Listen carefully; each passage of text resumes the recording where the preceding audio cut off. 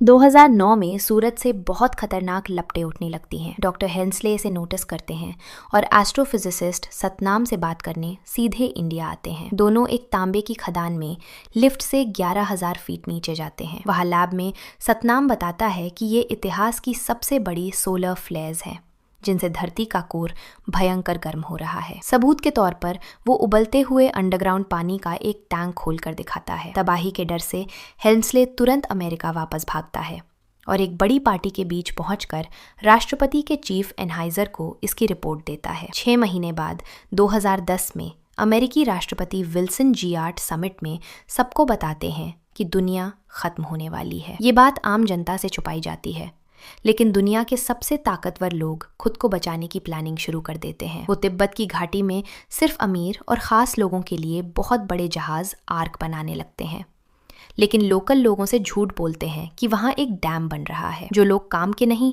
उन्हें वहाँ से हटा दिया जाता है और सिर्फ हुनरमंद लोगों को ही रुकने दिया जाता है। 2011 में इन जहाज़ों के टिकट अमीरों को 1 बिलियन यूरो 1 अरब यूरो प्रति टिकट के हिसाब से बेचे जाने लगते हैं। लूवर म्यूजियम में विल्सन की बेटी लॉरा डायरेक्टर से मिलकर असली मोनालिसा पेंटिंग को नकली से बदल देती है ताकि उसे बचाया जा सके। 2012 आ जाता है और आम जनता को अभी भी सच नहीं पता, लेकिन न्यूज में मायन कैलेंडर और दुनिया के अंत की बातें होने लगती हैं। डर के मारे लोग ग्रुप्स में सुसाइड करने लगते हैं। कैलिफोर्निया की सड़कों पर दरारें पड़ने लगती हैं, लेकिन लोग इसे छोटा भूकंप मानकर इग्नोर कर देते हैं। समंदर में भी एक क्रूज के यात्री तब घबरा जाते हैं जब उनका जहाज पानी में अचानक थोड़ा नीचे धंस जाता है। उसी शाम लूवर का डायरेक्टर लॉरा को फोन करके बताता है कि पेंटिंग्स हटाने का असली कारण उनसे छुपाया गया था। वो कहता है कि वो प्रेस कॉन्फ्रेंस करके सबको सच बता देगा, लेकिन इससे पहले कि वो कुछ और बोल पाता,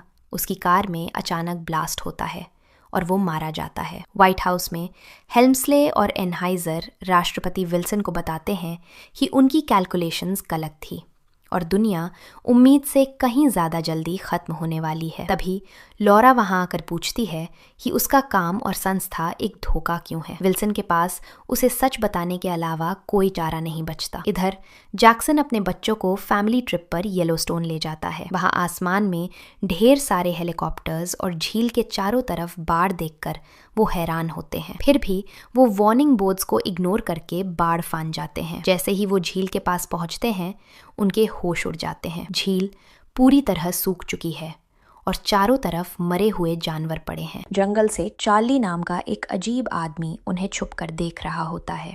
तभी मिलिट्री आकर परिवार को अपने बेस ले जाती है। हेल्मस्ले जैक्सन से कहता है कि वो जियोलॉजिस्ट है और सूखी झील की जांच कर रहे हैं। वो बताता है कि ये जगह खतरनाक है, इसलिए जैक्सन को बच्चों को लेकर यहाँ से चले जाना चाहिए। उनके जाने के बाद हेल्मस्ले सतनाम को फोन करता है। सतनाम बताता है कि उसे खदान बंद करनी पड़ी है और दूसरे देशों से भी ऐसे ही डरावने आंकड़े मिल रहे हैं। धरती की परत क्रस्ट हिलने लगी है, इसलिए लोगों को वहां से निकालने का काम तुरंत शुरू करना होगा। इधर जैक्सन और उसके बच्चे एक कैंपिंग एरिया में जाते हैं जहां चार्ली उन्हें रोक लेता है। वो पूछता है कि वैज्ञानिकों ने क्या कहा और जवाब सुनकर ऐसे हंसता है जैसे उसे पता हो कि वो झूठ बोल रहे हैं। शाम को जैक्सन देखता है कि चार्ली अपनी वैन से एक रेडियो शो ब्रॉडकास्ट कर रहा है जिसमें वो आने वाली तबाही के बारे में बता रहा है। जैक्सन और डिटेल जानने के लिए चार्ली के पास जाता है तो चार्ली उसे मायन भविष्यवाणी का एक अजीब सा एनिमेशन दिखाता है। जैक्सन को यकीन नहीं होता कि इतना बड़ा राज सबसे छुपाया जा सकता है। इस पर चार्ली कई अखबारों की कटिंग दिखाकर साबित करता है कि जिसने भी जनता को सच बताने की कोशिश की उसे मार दिया गया। जैक्सन का ध्यान एक खबर पर जाता है। जिस प्रोफेसर के साथ वो पहले काम करता था उसकी भी 2 महीने पहले मौत हो चुकी है। चार्ली बताता है कि उसी प्रोफेसर ने उसे सरकारी जहाज़ों स्पेसशिप्स की लोकेशन वाला एक नक्शा भेजा था। इस बात को बकवास मानकर जैक्सन अपने टेंट में लौट आता है। अगली सुबह कैलिफोर्निया में भूकंप और तेज हो जाते हैं। जमीन में एक बड़ी दरार पड़ने से एक सुपरमार्केट बीच से 2 हिस्सों में फट जाता है। शुक्र है कि किसी को चोट नहीं लगती, लेकिन जैक्सन की एक्स वाइफ केट फोन करके उसे तुरंत बच्चों को घर लाने को कहती है। इसी बीच एनहाइजर विल्सन को बताता है कि सिर्फ 4 आर्क जहाज ही बन पाए हैं, जिसका मतलब है कि इतने लोगों को बचाना मुमकिन नहीं होगा। सभी देशों के प्रमुखों के साथ एक मीटिंग में हेंसले एक रिपोर्ट शेयर करता है और बताता है कि अब उनके पास सिर्फ 2-3 दिन बचे हैं। इसके बाद विल्सन लोगों को वहां से निकालने, इवैक्यूएशन का प्लान शुरू करने का ऐलान कर देता है। बच्चों को केट के घर छोड़ने के बाद जैक्सन के पास उसके बॉस कार्पोव, जो एक रईस रूसी है, का फोन आता है। वो छुपकर भागने की तैयारी कर रहा है, इसलिए वो जैक्सन को अपने जुड़वा बेटों को एयरपोर्ट लाने का ऑर्डर देता है। उन लड़कों में से एक जैक्सन से कहता है कि जैक्सन जल्दी ही मर जाएगा, जबकि वो एक बड़े जहाज में बैठकर बच निकलेगा। तभी वहां एक और छोटा भूकंप आ जाता है। जैक्सन को लगता है कि शायद चार्ली सच ही कह रहा था, इसलिए वो एक छोटा प्लेन किराए पर लेता है और अपनी फैमिली को लेने वापस दौड़ता है।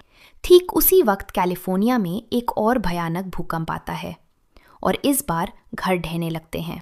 जैक्सन ऐन मौके पर पहुंचकर अपने बच्चों, केट और उसके नए बॉयफ्रेंड गॉर्डन को गाड़ी में बैठा लेता है। उनके चारों तरफ घर गिर रहे होते हैं और सड़कें फटने लगती हैं। किसी गड्ढे में गिरने से बचने के लिए जैक्सन को पागलों की तरह गाड़ी दौड़ानी पड़ती है। जल्द ही दूसरे लोग भी भागने की कोशिश करते हैं और सड़कों पर भारी भीड़ हो जाती है। जैक्सन को लोगों के घरों के आंगनों और पेड़ों के बीच से गाड़ी निकालनी पड़ती है और फिर उनकी कार एक ऊंची जगह से हवा में छलांग लगा देती है। शहर के बीचों बीच पुल और गगनचुंबी इमारतें भी भरभरा कर गिर रही हैं, जिससे हजारों लोग मारे जाते हैं। इतनी खतरनाक और लंबी ड्राइव के बाद ये सब आखिरकार एयरपोर्ट पहुंचते हैं, लेकिन वहां जाकर पता चलता है कि उनका पायलट मारा जा चुका है। गॉर्डन ने बस थोड़ी बहुत फ्लाइंग सीखी है और उसे कोई तजुर्बा नहीं है। फिर भी वो घबराते हुए पूरी कोशिश करता है और एयरपोर्ट के तबाह होने से ठीक पहले प्लेन उड़ाकर परिवार को बचा लेता है। देखते ही देखते पूरा लॉस एंजलिस धंस जाता है और समंदर किनारे के सारे शहरों को निगलने लगता है। थोड़ी देर बाद ये लोग चार्ली और उसका नक्शा ढूंढने येलोस्टोन में रुकते हैं, लेकिन चार्ली वैन में नहीं होता, क्योंकि वो एक पहाड़ की चोटी पर दुनिया के अंत का इंतजार कर रहा है। जैक्सन उसे ढूंढने वैन चलाकर पहाड़ तक जाता है, पर वहां वो देखता है कि हजारों पक्षी भाग रहे हैं और पहाड़ नीचे धंसने लगे हैं। जैक्सन वैन से वापस भागता है, लेकिन चार्ली वहीं रुककर ब्रॉडकास्ट करता रहता है। तभी ज्वालामुखी फटता है और पूरा इलाका दहल जाता है। सुलगते पत्थरों की बारिश होने लगती है, जिनसे चार्ली मारा जाता है और वैन का पिछला हिस्सा भी टकराता है। शुक्र है कि जैक्सन इतनी तेज गाड़ी चलाता है कि जमीन की एक बड़ी दरार के ऊपर से छलांग लगाकर ऐन मौके पर एयरपोर्ट पहुंच जाता है, लेकिन उसे वैन में नक्शा भी ढूंढना होता है। इसमें इतना टाइम लग जाता है कि जमीन फटने लगती है और वैन नीचे गिर जाती है। गॉर्डन को लगता है कि जैक्सन मारा गया, इसलिए वो टेक ऑफ की तैयारी करता है, पर तभी आखिरी सेकंड में जैक्सन वैन से बाहर निकलकर केट का हाथ पकड़ लेता है। उसके सुरक्षित होते ही प्लेन उड़ जाता है और ज्वालामुखी की आग उन तक पहुंचने से पहले ही वो वहां से निकल जाते हैं। फिर जैक्सन नक्शा देखता है और बताता है कि उन्हें चीन जाना होगा, जिसके लिए एक बड़े प्लेन की जरूरत पड़ेगी। शाम को एनहाइजर और हेंसले दुनिया भर में हो रही तबाही की रिपोर्ट देखते हैं। बड़ी बड़ी जगहें तबाह हो रही हैं, लाखों लोग मारे जा रहे हैं और हर कोई उम्मीद खो रहा है। हेंसले को लगता है कि अब आम जनता को सच बता देना चाहिए, लेकिन एनहाइजर मना कर देता है और कहता है कि इंसानियत को बचाने के लिए जब तक सारे खास लोग आर्क में नहीं बैठ जाते, तब तक सच छुपाना जरूरी है। फिर वो राष्ट्रपति विल्सन से चलने को कहते हैं, लेकिन विल्सन अपने लोगों के साथ ही रुकने और मरने का फैसला करते हैं। हेंसले के विरोध के बावजूद एनहाइजर कमान अपने हाथ में ले लेता है और उनका प्लेन उड़ जाता है। उनके साथ लॉरा भी है, जिसे विल्सन का आखिरी गुड बाय कॉल आता है। इसके बाद विल्सन आखिरकार एक पब्लिक अनाउंसमेंट करके पूरी दुनिया को सच बता देते हैं। उधर जैक्सन का परिवार लास वेगस के एयरपोर्ट पर पहुंच जाता है। वहां कार्पो भी इंतजार कर रहा होता है, क्योंकि सारी फ्लाइट्स कैंसिल हो चुकी हैं। कार्पो अपने जुड़वा बेटों, अपनी गर्लफ्रेंड तमारा और उसके कुत्ते को भी साथ लाया है। जैक्सन कार्पो से मिन्नतें करता है कि वो उसके परिवार को भी साथ ले चले, पर कार्पो उसे इग्नोर कर देता है। लेकिन जब कार्पो के पायलट साशा को उड़ने लायक एक प्लेन मिल जाता है, तो वो बताता है कि उसे एक को पायलट की जरूरत है। इस पर जैक्सन का परिवार गॉर्डन का नाम आगे कर देता है। कार्पो उन सबको साथ ले जाने के लिए मान जाता है, और वे सब कारों से लदे एक विशाल प्लेन में चढ़ने के लिए दौड़ पड़ते हैं। एयर ट्रैफिक कंट्रोल उन्हें उड़ने की परमिशन नहीं देता, लेकिन साशा और गॉर्डन मिलकर किसी तरह टेक ऑफ कर ही लेते हैं। गिरती हुई इमारतों से बचते बचाते और एक टावर की चोटी से हल्का सा टकरा कर वे चीन की तरफ निकल पड़ते हैं। कुछ देर बाद जब वे हवाई के ऊपर से गुजरते हैं तो ये देखकर दहल जाते हैं कि पूरा इलाका लावा में डूब चुका है और कोई भी इमारत खड़ी नहीं बची है। उधर तिब्बत में नीमा नाम के एक बौद्ध भिक्षु को अपने भाई का खत मिलता है। उसका भाई आर्ट प्रोजेक्ट में काम करता है और उसने खत में सारी सच्चाई बता दी है। अपने गुरु से इजाजत लेकर नीमा पहाड़ से नीचे उतरता है और अपने दादा दादी को लेने निकल पड़ता है। वॉशिंगटन डीसी में ज्वालामुखी की राख गिरना बंद नहीं हो रही है, इसलिए राष्ट्रपति विल्सन आसरा ढूंढ रहे लोगों के लिए व्हाइट हाउस के दरवाजे खोल देते हैं। एक छोटी बच्ची अपने पिता को ढूंढ रही होती है तो विल्सन उसकी मदद करने के लिए बाहर खड़े मेडिकल स्टाफ से बात करते हैं, लेकिन तभी अचानक भयंकर भूकंप आता है और वॉशिंगटन मॉन्यूमेंट भरभरा कर गिर जाता है। वेटिकन में लोग एक खास प्रार्थना के लिए इकट्ठा होते हैं, पर वहां भी भूकंप आ जाता है। इमारत ढह जाती है और लाखों लोग मारे जाते हैं। ठीक उसी वक्त खबर आती है कि पूरी दुनिया में सुनामी उठ रही है। बीच समंदर में एक क्रूज शिप तेज लहरों की चपेट में आकर पलट जाता है और लोग अपनी मौत का इंतजार करने के अलावा कुछ नहीं कर पाते। वॉशिंगटन डीसी में विल्सन राख से सने हुए सैकड़ों लाशों के बीच होश में आते हैं, लेकिन तभी वो देखते हैं कि एक विशाल सुनामी पूरे इलाके को डुबो देती है। इसमें भूकंप से बचे हुए सारे लोग और खुद राष्ट्रपति विल्सन भी मारे जाते हैं। इधर हेंसले को पता चलता है कि आर्क वाला बेस भी करीब 6 घंटे में पानी में डूब जाएगा। जैक्सन के ग्रुप की तरफ लौटें तो साशा बताता है कि प्लेन का फ्यूल खत्म हो रहा है और उसे इमरजेंसी लैंडिंग करनी पड़ेगी। सब तैयार होते हैं तो साशा और गॉर्डन प्लेन को नीचे लाते हैं, पर देखते हैं कि नीचे समंदर है ही नहीं। महाद्वीपों के खिसकने की वजह से प्लेन सीधा हिमालय पहुंच गया है, जहां आर्क बन रहे हैं। जल्दी ही प्लेन के इंजन बंद हो जाते हैं और वो बहुत नीचे आकर कांपने लगता है। लैंडिंग बहुत मुश्किल है, इसलिए साशा सबसे कहता है कि कार में बैठो और कार्गो एरिया से बाहर निकल जाओ। गॉर्डन पहले साशा की मदद करता है, पर साशा उसे बाकियों के साथ जाने को कहता है। सब एक कार में बैठकर प्लेन से बाहर छलांग लगा देते हैं और बर्फ की वजह से सुरक्षित लैंड कर लेते हैं, लेकिन बाकी गाड़ियां हवा में उड़कर क्रैश हो जाती हैं। साशा किसी तरह प्लेन लैंड करा लेता है, पर बदकिस्मती से प्लेन बर्फ पर फिसलकर खाई में गिरता है और ब्लास्ट में साशा मारा जाता है। उसी वक्त जानवरों को आर्क तक ले जा रहे चीनी कार्गो हेलीकॉप्टर्स वहां से गुजरते हैं। कुछ अफसर उन्हें देखकर बचाने के लिए नीचे उतरते हैं, पर वो सिर्फ उन्हीं को ले जाते हैं जिनके पास टिकट है। कार्पोव अपने बच्चों और कुत्ते के साथ चला जाता है, लेकिन तमारा को वहीं छोड़ देता है। उसे पता था कि तमारा का साशा के साथ चक्कर चल रहा है, बल्कि वो साशा के मरने से खुश है। बाकी लोग कुछ देर भटकते हैं, फिर एक ट्रक को आता देख जैक्सन उसे रोकने के लिए उस पर पत्थर मारता है। ट्रक नीमा चला रहा होता है, जो उन्हें साथ ले जाने के लिए मान जाता है। इधर हेंसले का ग्रुप भी वहां पहुंचता है और महारानी व उनके कुत्तों जैसे कई वीआईपी लोगों को देखता है। कुल 4 आर्क ही बन पाए हैं, पर तीसरा आर्क भूकंप से डैमेज हो गया है, इसलिए कार्पोव जैसे बहुत से लोगों को अभी अंदर जाने से रोक दिया गया है। हेंसले और लॉरा ये देखकर चिढ़ जाते हैं कि जरूरी वैज्ञानिकों के साथ साथ वहां ढेर सारे ऐसे अमीर लोग भी हैं जिनमें कोई हुनर नहीं है। वहीं आर्क बनाने वाले एक भी मजदूर को टिकट नहीं दिया गया। जब हेंसले अपने कैबिन में पहुंचता है तो देखता है कि वहां आराम से 10 लोग आ सकते हैं, लेकिन ज्यादा लोगों की जान बचाने के बजाय वो लग्जरी को अहमियत दे रहे हैं। उसी वक्त उसे सतनाम का फोन आता है। सतनाम बताता है कि वादे के मुताबिक कोई प्लेन उसे लेने नहीं आया और एक भयानक सुनामी उसके शहर की तरफ बढ़ रही है। वो अपने परिवार के साथ मरने से पहले हेंसले को आखिरी अलविदा कहता है। घबराया हुआ हेंसले तुरंत नया डेटा चेक करने दौड़ता है और बताता है कि लहरों को आर्क तक पहुंचने में अब सिर्फ आधा घंटा बचा है। उधर बेस के बाहर नीमा उस ग्रुप को लेकर पहुंचता है, लेकिन उसका भाई तेनाजिन अपने परिवार के अलावा किसी और को अंदर ले जाने से साफ मना कर देता है। केट गिड़गिड़ाती है कि कम से कम बच्चों को तो साथ ले लो। तब दादी तेनाजिन को डांटती है और उसे सबको अंदर ले जाने के लिए मना लेती है। आर्क बस निकलने ही वाले हैं तभी कुछ लोगों को पता चलता है कि डैमेज हुए तीसरे जहाज को ठीक नहीं किया जा सका है, इसलिए उस जहाज के यात्रियों को वहीं पीछे छोड़ा जा रहा है। गुस्से में पागल कार्पो अंदर घुसने के लिए एक गार्ड को मुक्का मार देता है और बाकी भीड़ भी तुरंत उसके पीछे सबसे पास वाले आर्क की तरफ दौड़ पड़ती है। लेकिन जहाज प्लेटफॉर्म से दूर खिसकने लगता है, जिससे कुछ लोग कूदकर अंदर जाने की कोशिश करते हैं और नीचे गिरकर मर जाते हैं। इतने में तनज़िन अपने ग्रुप को एक दूसरे सुरक्षित रास्ते से उसी आग के अंदर ले जाता है। तमारा देखती है कि उसका कुत्ता अभी भी कार्पो के बच्चों के पास है, तो वो सीटी बजाकर उसे बुलाती है। कुत्ता झटपट एक पतली सी जगह से चलकर दरवाजा बंद होने से ठीक पहले अपनी मालकिन के पास आ जाता है। तब तमारा कार्पो को मिडिल फिंगर दिखाकर बाय बोलती है।